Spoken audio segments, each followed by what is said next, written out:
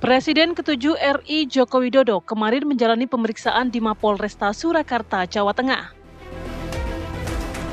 Pemeriksaan terhadap Jokowi berkenaan dengan laporannya ke Polda Metro Jaya terkait dugaan pencemaran nama baik atas tudingan ijazah palsu.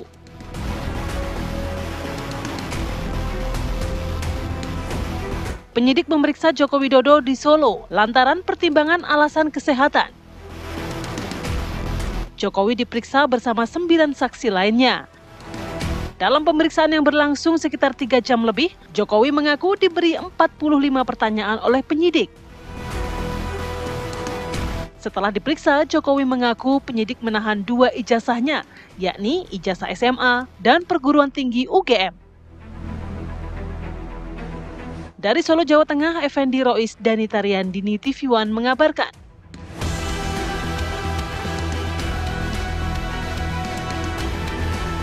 Pemeriksaan oleh penyidik ada 45 pertanyaan, yang 35 sudah pertanyaan yang lalu tapi direview kembali, dan yang baru 10 pertanyaan. Dan semuanya saya jawab sesuai dengan yang saya tahu, yang terjadi apa adanya. Pak, boleh disebut apa saja pertanyaan yang baru itu? Yang baru tadi mengenai Mas Dian Sandi, apakah kenal,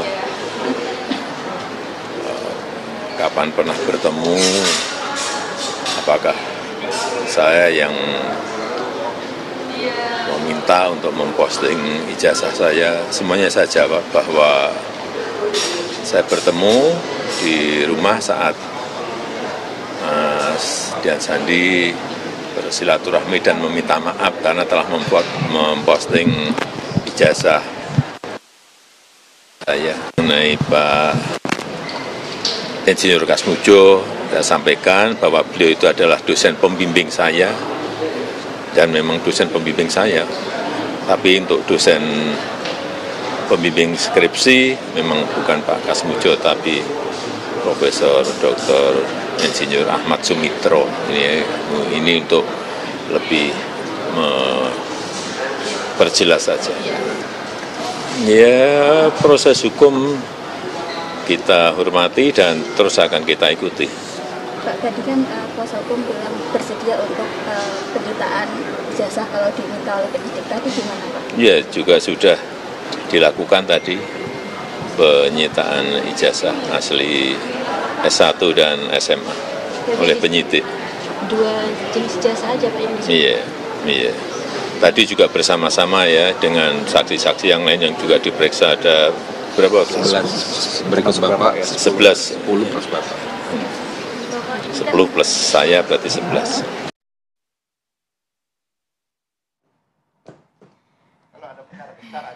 Nah, tadi kita sudah lihat ya bahwa kemarin Pak Jokowi sudah diperiksa bersama dengan 10 orang lainnya. Jadi totalnya 11 di Surakarta, Jawa Tengah. Jadi ini juga bisa dibilang menjadi babak baru lainnya begitu. Babak baru karena kemarin kita sudah melihat Pak Jokowi menyerahkan ijazah SMA, Betul. ijazah S1, ditanyai beberapa hal sampai dengan 3 jam begitu, 45 pertanyaan, 35 itu lebih ke cross check, sudah ditanyai sebelumnya ya. 10 pertanyaan baru. Seru nih, kira-kira apa sih yang akhirnya didalami oleh pihak kepolisian? Nah, pertanyaan berikutnya adalah kalau barang bukti sudah ada, tersangkanya siapa gitu ya. Itu dia. Kita akan langsung tanyakan dengan narasumber yang sudah hadir di sini bersama kami. Ada Pak Irjen Pol Purnawirawan Arianto Sutadi, penasihat ahli Kapolri. Assalamualaikum, selamat pagi Pak Selamat Arianto. pagi Pak Ranto. Lalu ada Abdullah Al-Kateri, kuasa hukum terlapor Dr. Tifa. Assalamualaikum, selamat pagi. Selamat pagi. Bang Abdullah, Waalaikumsalam. sehat ya? Dan yang terakhir ada Pak Ade Darmawan Bayasid, Sekjen Pradi Bersatu. Assalamualaikum, selamat pagi. Waalaikumsalam, selamat pagi Mbak Rati dan Mas Reza. Selamat pagi TV One dan pemirsa TV One. Nah, ini sebelum mulai tadi sudah ada perbincangan-perbincangan. Sudah hangat banget nih. Tapi saya ke Pak Ade dulu. Pak Ade, ini hari ini nanti akan datang ke Polda Metro Jaya Oh, iya. sebagai saksi Pelapor. Pelapor ya? Ya. Sekitar 10.30 bersama dengan Pak Sylvester. Ya. Sylvester nantinya. Ya. Apa saja yang sudah disiapkan untuk nanti? Persiapannya sih tidak ada, karena kita sudah firm di alat bukti dari Jakarta Selatan. Bukti baru ada? Sudah cukup, sangat cukup, dan kami anggap bahwa ini sudah firm. Sehingga sisa mungkin untuk penyidik meyakinkan kami lagi, ditanyain lagi beberapa pertanyaan tentunya, yang biasanya mengulang ya.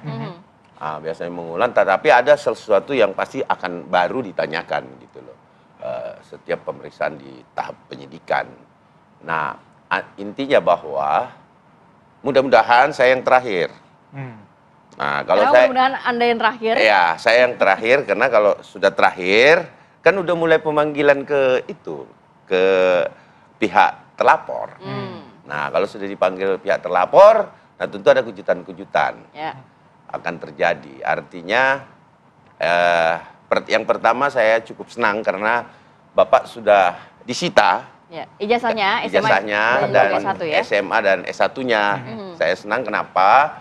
Artinya di sini memperlihatkan kepada masyarakat bahwa yang dikatakan tidak ada ijazah lah, yang dikatakan fotokopian lah. Nah, ini sudah disita. Nanti di pengadilan pasti akan timbul tuh. Berarti yang sebelah juga seneng tuh, nanti bisa lihat ijazahnya. Artinya seperti itu, bahwa kita akan bertemu di pengadilan, kita akan buka-bukaan bahwa sebenarnya ya ijazah itu tidak penting banget sih sebenarnya. Yang penting itu adalah diakui atau tidak. Tapi kemarin juga sudah didalami oleh pihak kepolisian 45 pertanyaan, 10 pertanyaan baru tentang bagaimana ijazah ini bisa diupload di media sosial, kemudian dosen pembimbing Pak Jokowi dan lain sebagainya. Begini Mbak Rati, kalau seperti itu untuk meyakinkan penyidik sebenarnya. Penyidik mau meyakinkan bahwa ini ijazah terbitan siapa sih? Gitu loh. Nah, analogi berpikir kita sederhana sebenarnya. Kalau terkait ijazah, siapa yang nerbitin? Itu dulu. Terus kemudian untuk skripsi juga sama. Nah, skripsi memang kita yang buat kan, tetapi ditaruhnya di mana? Kan di universitas. Nah, terus kemudian ijazah juga kan yang nerbitin universitas. Iya, betul. Nah, yang menjadi saya tidak bisa menerima pemikiran saya, kalau ini dibuat, berarti ada pembuat di luar UGM, tiba-tiba mendatangi UGM, menaruh skripsinya, terus kemudian ijazahnya dicetak di Pramuka katanya nih, ya kan gitu. Nah, berarti ada yang naruh. Apakah itu Bapak Insinyur Joko Widodo atau oknum UGM? Kan pertanyaannya di situ tuh. Ya, nanti ini kan juga akan dikulik lebih dalam pasti di persidangan nantinya. Kan udah. Kan udah. Berarti UGM mengakui bahwa dia mencetak. Terus kemudian UGM juga menyatakan bahwa ada skripsinya di UGM. Kan gitu. Udah itu dipercaya oleh Abang, tapi dari pihaknya Bang Abdullah masih nggak percaya. Nah, ini logika saya minta diyakinkan gitu loh. Seperti apa? Nah, sekarang gini deh. Coba saya challenge, sebentar. Saya challenge dulu. Masku, kuliah di mana Mas? S1 kan? S1 aja. S1-nya aja. Asli enggak ijazah? Sebentar, ntar dulu. S1. Jadi kita yang ditanya sama Abang nih. Mustopo. Nah, sekarang skripsinya ada di mana? Di Mustopo. Di Perpus kan? Iya, satu Mustopo, satu Mas, ya kan? Betul. Nah, terus yang kedua, ijazahnya terbitin siapa? Ya Mustopo. Palsu. Oh gitu. Palsu, harus dilegalisir sama Ella. Nah, itu masalahnya. Saya takut dilaporkan. Itu logika itu, logika. Ini kan dibilang palsu. Saya tanya, rektornya siapa di Mustopo? Apakah yang sekarang jadi menteri itu? Yang katanya Pramuka. Coba jangan bawa universitas lain. Jangan bawa universitas lain. Coba sebut aja. Ini temanya bukan tentang saya, jadi jangan bahas saya. Bang Abdullah, tanggapannya gimana? Ini ijazah SMA S1 sudah ditahan, sudah cukup atau seperti apa? Begini, ya kan. Ini kan bukan tiba-tiba. Ada satu peristiwa besar, ya kan. Ya kan selalu dikatakan sudah diberitahu, sudah diinformasikan sama UGM. Diperlihatkan nggak? Itu pertanyaan. Yang dimasalahkannya bukan diinformasikan, tapi diperlihatkan. Ya kan? Saya bilang saya punya SIM. Nggak percaya. Saya udah ngomong, saya punya SIM kok. Anda bilang buktikan, saya tunjukkan nih SIM saya. Itu kan. Nah itu. Seperti Obama pada waktu itu kan. Waktu dia dicurigai bukan American citizen. Kan? Santai diambilin. Aktenya. Selesai kan. Nggak gaduh kan. Nah ini yang menjadikan gaduh itu karena tidak ditunjukkan. Itu jangan lupa ya. Tapi sudah disita Bang? Di sini, di sana, kemarin dikembalikan. Ya. Kenapa dikembalikan? Nah itu pertanyaan juga. Bahkan, ya kan? Tapi udah senang kan Bang? Bukan masalah senang. Saya bicara hukum ya. Iya. Itu dikembalikan sebelum diumumkan. Itu nggak bisa. Karena ada penyitaan. Kalau penyitaan itu nggak cuma pinjam begini aja dia. Itu. Tapi tidak. Bahkan sebelum diumumkan, diambil. Ini kan jadi pertanyaan. Selama ini kalau, sehingga kita waktu konferensi pers, kan ditunjukkan fotonya. Nah, itu foto. Pertanyaan saya, pernah nggak gelar menunjukkan bukti dengan fotonya? Oke, Pak Arianto mungkin yang bisa jawab. Gimana Pak? Loh ini, oh oke. Bukan, artinya narkoba tunjukkan narkobanya. Pedang ditunjukkan pedangnya. Mana? Nah, ini foto narkobanya, ini foto pedang. Nggak ada. Tapi kan saat Tapi itu kalau belum memang jadi... di levelnya bukan di pihak kepolisian, memang tidak perlu ditunjukkan kan? Loh, Sampai nanti pengadilan. kalau setiap yang mengharuskan Bapak Insinyur Joko Widodo menunjukkan ijazahnya. Loh, pertanyaannya tidak ada kewajiban. Pertanyaannya tidak ada kewajiban. Tapi kalau penyidik sudah disita. Ada Abang sisa lihat ketentuan yang dilanggar. Apa itu yang dilanggar? Ya itu penyitaan itu nggak sebegitu aja. Setelah selesai proses, baru minimal setelah diumumkan lah. Oh, ini sudah dia bisa lanjut contohnya ya kan. Nah, baru dikembalikan. Ini enggak. Belum diumumkan, ditunjukkan foto, kusut lagi. Ada garisnya lagi. Ya kan? Ini rakyat yang lihat. Jadi yang protes ini, bahkan gelar kemarin, beliau ikut, saya ikut, gelar, dinyatakan bahwa salah satu pertimbangan gelar khusus ini, dikatakan, itu karena ini sudah menjadi isu nasional. Itu katanya pimpinan gelar loh ya. Berarti bukan isu 3-4 orang. Jadi dari pihak kanan nantinya akan meminta lagi gelar khusus di Polda Metro Jaya atau bagaimana? Bukan, kemarin kami kan gelar khusus di sana, ya kan? Harapan kami, namanya gelar khusus, ijazah itu ditunjukkan di meja kita bahas bareng. Ini enggak. Bahkan pihak UGM tidak hadir pada waktu pagi hari. Sorenya saya dengar di medsos waktu gelar internal mereka, tiba-tiba ada UGM-nya. Pertanyaan saya, disembunyikan di mana UGM ini? Ya kan? Ini satu ijazahnya nggak ditunjukkan, Egy udah mau keluar waktu itu. Egy bilang, saya walk out. Nggak bisa ini dong. Ini saat di Barreskrim Polri berarti ya? Iya, khusus. Yang ada ombudsman, ada DPR. Itulah, bayangkan kan berarti melecehkan lembaga-lembaga itu. Masa lembaga-lembaga itu suruh cerita sebelum tidur? Kan faktanya kalau ditunjukkan. Nggak ada. Oke, tahan. Pak Arianto, memang nggak ada Pak saat itu. Ini kita agak flashback jadinya, bukan sedikit saja diklarifikasi. Klarifikasi saya melihat ini kayak melihat sandiwara aja. Sama. Sandiwara ini, sandiwara betul. Polisi ya? Yang terjadi sebetulnya adalah sekarang ini ya, antara dua kubu ya. Kubu yang satu itu menuduh bahwa Pak Jokowi itu palsu. Yang lain membuktikan bahwa itu asli. Yang menuduh itu pakai dalil-dalil dia sendiri. Dengan cara dia sendiri, yang dia karang sendiri, yang dia sepengetahuan mereka itu benar. Bahwa ini gini-gini, seperti tadi. Kok nggak ditunjukkan, kalau ditunjukkan selesai itu kan satu kubu nih. Nah yang kubu yang lain yang sana, yang penting ikut aja jalur hukum, kan gitu. Nah selama ini kedua-duanya masing-masing mengaku benernya sendiri, dan sekarang prosesnya tuh sedang menuju ke situ. Kalau saya melihat kayak gini nih saya senang karena apa?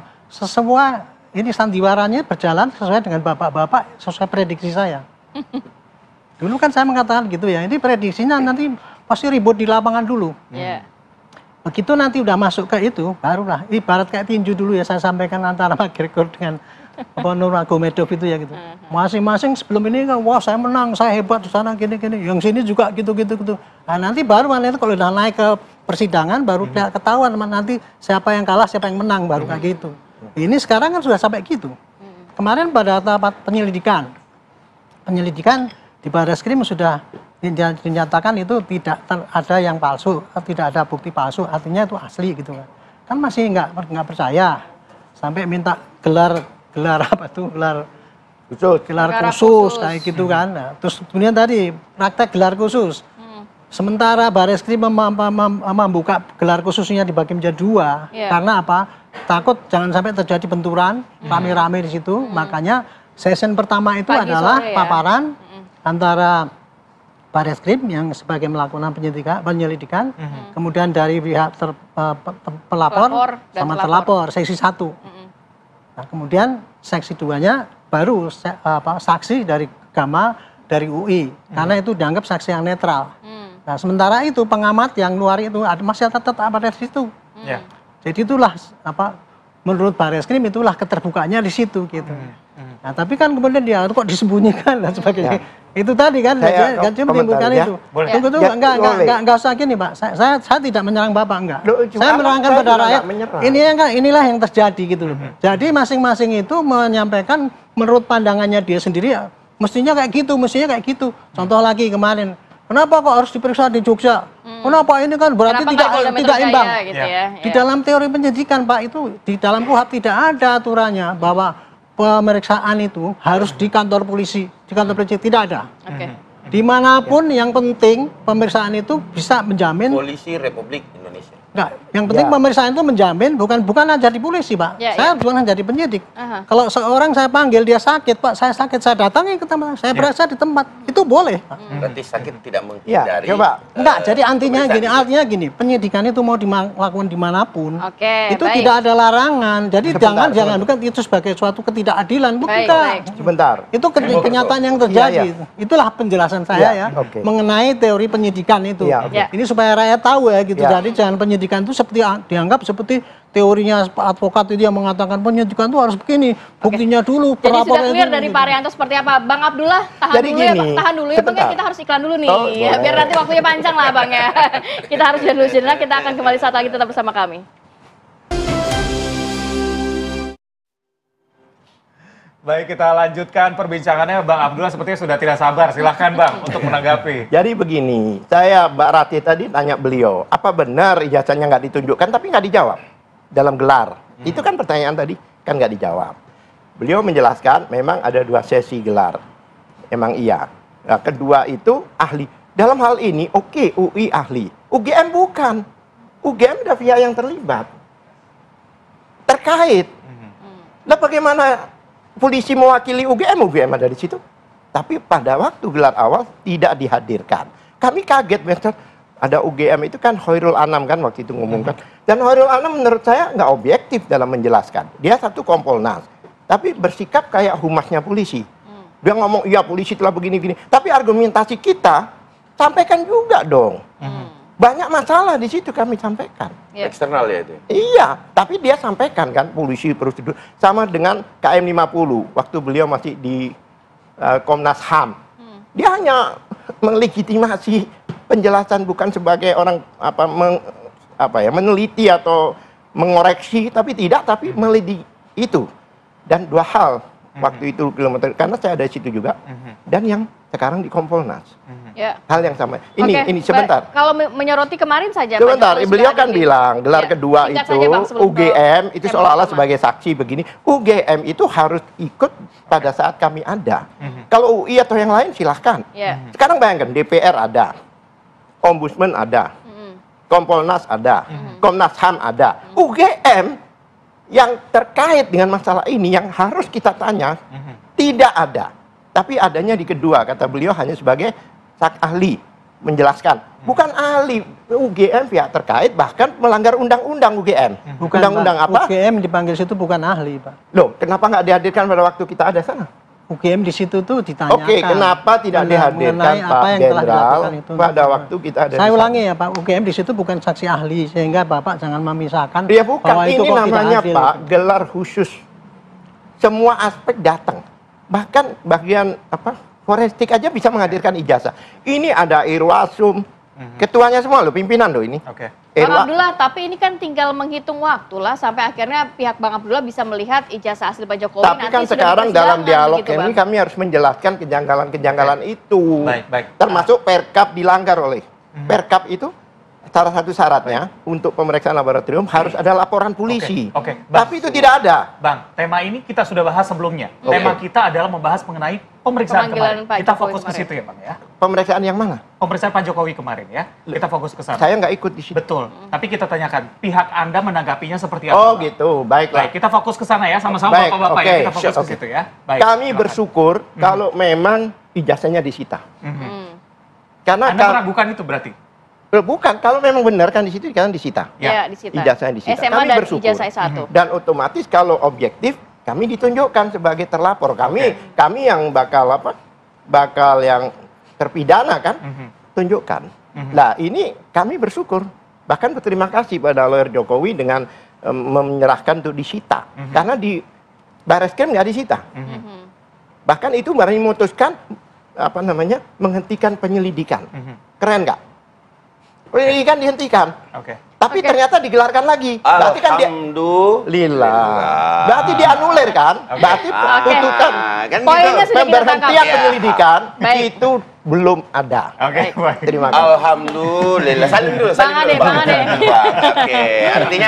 Artinya kita semua apa yang diinginkan oleh pihak terlapor ya selama ini sudah tercapai itu yang pertama. Yang kedua, ini sudah deket nih. Nah, akan ada nih kejutan-kejutan yang indah menurut saya. Menurut Maksudnya hukum, kejutan indah tuh gimana? Artinya Penetapan sebentar tersangka, lagi ada maksudnya. pemeriksaan pada para terlapor, ya kan? Kami sih tidak mau pusing, mau kooperatif atau tidak ya, Bang ya. Itu urusan mereka. Tetapi selama panggilan Pro Justia ini, semoga beliau-beliau juga mau hadir. Gitu loh. Berarti maksud Anda kejutan indah ini penetapan tersangka? Ya, saya tidak mau mendahului penyidik. Tapi kalau tingkatnya sudah naik, sekali lagi barang bukti sudah ada, berarti kita tinggal menunggu tersangka dong? Tanda-tandanya. Tanda-tandanya, ya makan yang bagus, berdoa, ya kan? Coba saya dekat dengan keluarga. Baik, saya boleh jawab dulu dong, baru saran beliau. saya, karena yang sudah-sudah seperti itu. Dan yang paling menurut saya ngeri-ngeri sedap tuh, karena kami biasa pengalaman pemeriksaan ya. Itu yang ngeri-ngeri sedap itu Jumat Keramat. Ada istilah Jumat Keramat itu biasanya buat kasus korupsi, Bang. Bukan, ada Jumat Keramat di kepolisian. Boleh tanyakan dengan Pak Setiawan selama jadi penyidik ya. Boleh. Itu ada Jumat Keramat. Tahan dulu, saya mau ke Pak Rianto. Langkah selanjutnya biasanya apa Pak? Pihak kepolisian langsung pemanggilan terlapor dan juga penetapan tersangka. Ya ini begitu masuk penyidikannya, yang nomor satu bisa dilaksanakan bersama-sama, memanggil saksi dan mengumpulkan barang bukti. Itu pasti dikerjakan. Cuman di sini pemanggilan itu bukan hanya undangan. Jadi dipanggil itu wajib untuk datang. Gitu. Bedanya itu aja. Dan untuk pemanggilan itu tidak harus terlapor dulu dipanggil, kemudian pelapor sembarang itu kan kemarin sudah ada penyelidikan. Di penyidikan itu sudah ada mainframe polisi. Oh ini posisi kasusnya kayak gini. Yang saya butuhkan adalah saksinya ini, saksinya ini, saksinya ini, saksinya semua itu. Nggak usah pakai urutan itu. Siapapun mau terlapor dulu, pelapor dulu, mau nyita barang bukti dulu, mau nyasi saksi ahli. Yang penting berkas itu nanti selesai, terkumpul jadi satu, bisa dikirim ke jaksa. Itu stepnya kayak gitu aja. Masalahnya sebenarnya gitu aja. Masalah nahan dan tidak itu tergantung dari penyidik. Ya. Kalau memang dia disusah, ya pasti tahan. Tapi kalau gampang ya enggak, gitu. Itu aja. Jadi prosesnya ini sebetulnya sederhana.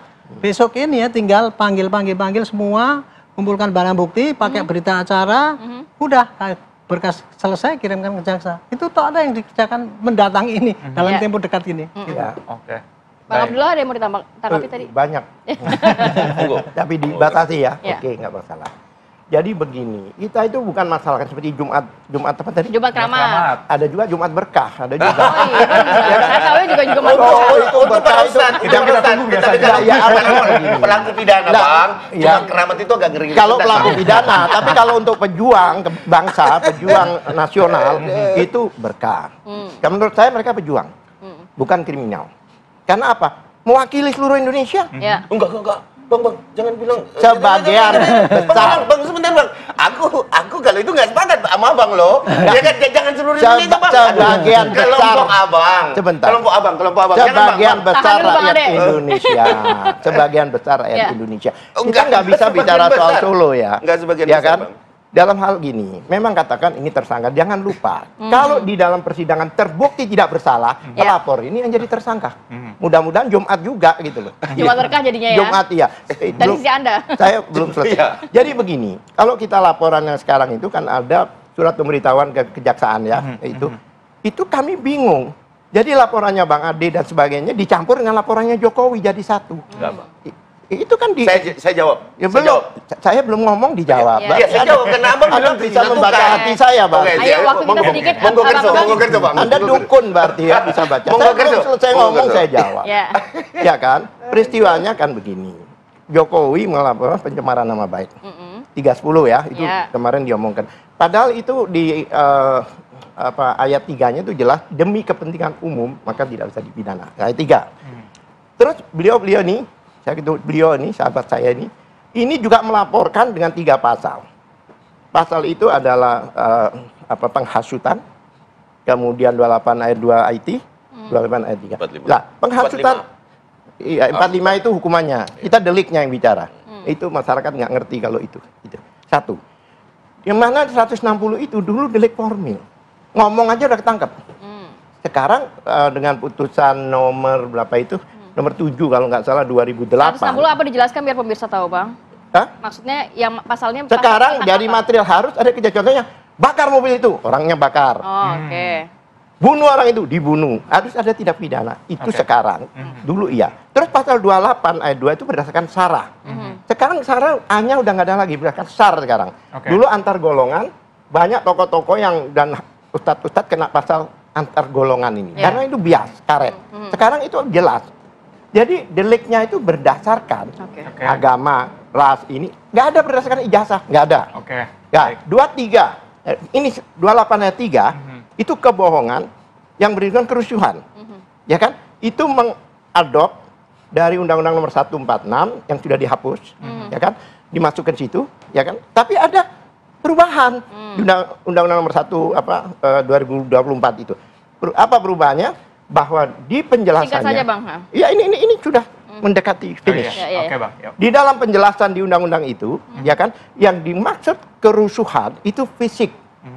Bahkan itu pertegas oleh putusan MK 105. Dulu kan enggak, medsos. Contohnya ada orang tepi pantai dia teriak, ada tsunami, ada seorang begitu.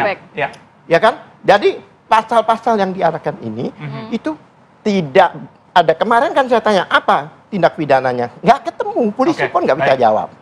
Ya kan? Oleh sebab itu, dari 5 pelapor, 2 kayaknya sudah tahu diri, Pak. Sudah mengundurkan diri. Kita langsung ke intinya aja. Ya kan? Dia tahu serangan barik kita seperti apa nanti. Bang Abdul, kita langsung ke intinya aja. Ini ijazah sudah ditahan, nanti mungkin pasti akan ditunjukkan langkah yang akan jangan mungkin, kita juga kemungkinan sampai sekarang nggak ditunjukkan. Pak Jokowi juga sudah janji akan menunjukkan nanti di pengadilan. Janji kan janji. Emangnya cuma satu itu janji beliau? Baik. Langsung ke puluhan janjinya. Karena waktu kita tidak banyak. Iya, oke. Apa yang akan diambil? Loh ya, kami minta diperiksa di depan kami. Kami harus tahu. Makanya itu ada kemungkinan pelapor. Metodenya mungkin akan Oh iya, kami punya ahli. Dasar hukumnya? Punya dasar hukumnya ahli kami yang memeriksa. Dasar hukumnya untuk ditunjukkan ke Bapak. Loh, bukan ini di pengadilan. Ini bersama, maksudnya dasar hukumnya saya berikan Bang, keyakinan kepada saya, Pak. Pengadilan. Kalau pengadilan nggak boleh disembunyikan. Iya, pengadilan kan pasti. Cuman pertanyaan saya, mau diperiksa di depan penyidik, perlihatkan ke kami dasar hukumnya. Ini tanyanya pengadilan, Bang. Pengadilan. Langkah berikutnya, Bang. Ini sudah ditahan. Makanya yang jelas, Bang. Jangan cuma dengerin yang saya, sana juga didengerin. Ini pengadilan yang ditanyakan. Kalau pengadilan tidak boleh ada yang ditutupi. Seperti peristiwa Bambang Tri yang ditutupin. Baik. Pakai apa? Fotokopi. Nggak ada. Saya selama sekian tahun nggak ada. Harus aslinya baik perdata maupun pidana ditunjukkan pada hakim. Memang kalau melihat ini Pak Arianto masing-masing pihak punya argumen nanti ketahuan. Jadi jangan terlalu pede. Ada kemungkinan pelapor ini akan jadi terlapor nanti. Maaf. Oke, kita kasih kesempatan Pak Arianto ya. Baik ya. Itu tadi kelihatan kan ya, masing-masing memperjuangkan menganggap dirinya itu benar. caranya begini. Tadi menafsirkan tadi apakah ujaran kebencian itu masuk murni unsur apa tidak? Kan tidak ada itu, saya suruh bakar kan nggak itu. Itu kan penafsiran yang namanya ujaran kebencian itu. Kalau dulu cuman penyidik yang tapi sekarang yang menafsirkan itu ada saksi ahli, ahli bahasa, ahli macam-macam itu semua. Yang dihadirkan. Nah, sini penyidik kemarin sudah menyatakan bahwa itu ada unsur pidananya berdasarkan dari saksi ahli itu tadi. Jadi kalau dibantah tadi nggak ada. Sedikit saya jawab, sedikit. Tunggu dulu, nggak ada ini yang itu terjadi. Saya nggak nyuruh bakar, nggak ada yang bakar kan itu. Itu. Tapi dalam hal ini saksi ahli menyatakan bahwa itu ada unsurnya. Berarti menafsirkan bahwa kalau saya boleh menambahkan sendiri ya. Sekarang perpecahan antara kelompok dan golongan. Sekarang jelas terjadi perpecahan antara pendukung Jokowi dengan ini, yang itu makin masif. Di lapangan terjadi bentrokan rame-rame. Ada orang yang menyandra, ada orang yang itu. Kalau kita mau ngomong apa adanya ya. Tapi ini menentukan bahwa itu ada unsur pidana apa tidak untuk ujaran kebencian itu tadi adalah berdasarkan hasil saksi. Pak Arianto sedikit tanggapi. Tadi juga ada pertanyaan dari Bang Abdullah, kenapa semuanya akhirnya pelaporan dari Pak Jokowi dan lain sebagainya disatukan? Ya memang kenyataannya apa yang biasanya gitu. Membuat pihak enggak, pelaporan yang dibalas kemarin itu kan tuduhan Pak Jokowi tujuan Pak Jokowi itu palsu. Yang di Polda Metro itu adalah tujuan ujaran kebencian. Lapornya banyak sekali di mana-mana semua. Ya pasti harus disatukan kan. Kalau satu persatu nanti kan repot penyidik. Periksa sana. Periksa sana, periksa sini harus jadikan satu. Itu memang tugas penyidik. Untuk memudahkan. Meriksa di Solo juga demikian untuk supaya cepat, supaya ekonomis. Biar cepat selesai ini. Ini saya hanya menunjuk Metro ya. Mudah-mudahan cepat lah. Rank tinjunya tuh diangkat gitu. Jangan cuma sekarang tuh timbang badan terus akhirnya cuma mau berantem sebelum dalam tinju itu kan gitu yang terjadi. Biar masyarakat lah yang menilai. Jadi masyarakat saya tidak membantah gitu. ini. Biar masyarakat. Tapi satu hal lagi yang saya katakan tadi, yang dilaporkan Jokowi dua-duanya kan di Polda, bukan di Bareskrim ya, Jokowi, ya kan? Itu adalah pencemaran nama baik. 30 itu delik aduan 30-311. Sedangkan beliau-beliau ini masalah penghasutan, masalah ini. Jadi seperti ada dua peristiwa, bukan seperti faktanya. Faktanya memang sebentar. Ada di sana ada tindak pidana pencurian. Ya kan? Lokusnya beda, tempusnya beda, kemudian peristiwanya beda. Yang sana adalah pemerkosaan contohnya. Saya mau geser sedikit ke Bang Ade soalnya. Ini nggak nyambung. Poinnya sudah. Bang Ade, nanti akan ada pemeriksaan. Ya. Apa yang kira-kira di dalamnya? Jam 10.30 kami ke Polda Metro Jaya. Harapan kami setelah kami diperiksa ini, segeralah Polda Metro Jaya memberikan kejutan-kejutan kepada para terlapor. Insya Allah semua sudah berjalan baik. Bapak sudah diperiksa di Solo. Baik. Nah, kita ikuti. Kami tunggu. Baik, kita ikuti, kita tunggu, dan juga tadi dikatakan sama-sama makan yang sehat ya, supaya kita bisa sehat pada saat biar bisa tidur. Tapi nggak bisa tidur ya. Terima kasih banyak Bapak sudah hadir pagi hari ini. Sehat selalu. Assalamualaikum.